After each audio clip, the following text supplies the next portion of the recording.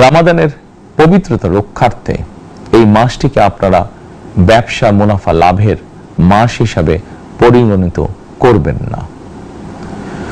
দ্রব্যমূল্য যাতে সাধারণ মানুষের নাগালের বাইরে না যায় এ ব্যাপারে ব্যবসায়ীরা দয়া করে সতর্ক থাকবেন।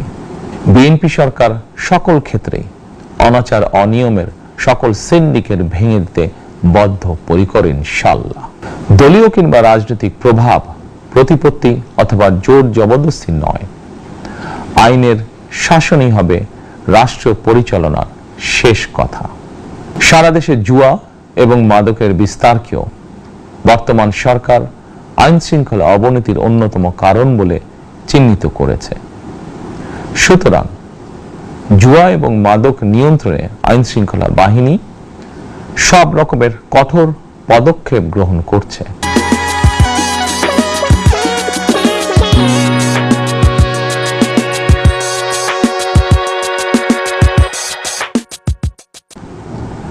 জনজীবনে শান্তি ও নিরাপত্তা নিশ্চিত করতে সরকার সর্বোচ্চ উদ্যোগ গ্রহণ করছে।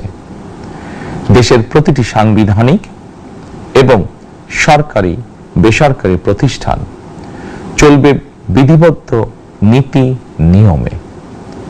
দলীয় কিংবা রাজনৈতিক প্রভাব, প্রতিপত্তি অথবা জোর জবরদস্তি নয়, আইনের শাসনই হবে রাষ্ট্র পরিচালনার শেষ কথা।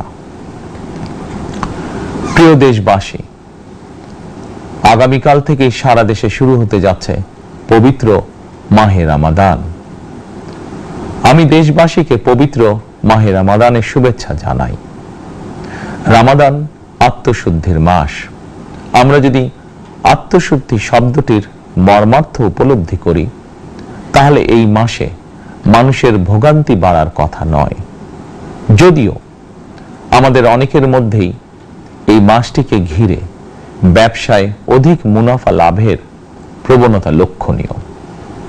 আপনাদের প্রতি আমার বিনীত আহ্বান, রমাদানের পবিত্রতা রক্ষার্থে এই মাসটিকে আপনারা ব্যবসা মুনাফা লাভের মাস হিসাবে পরিগণিত করবেন না।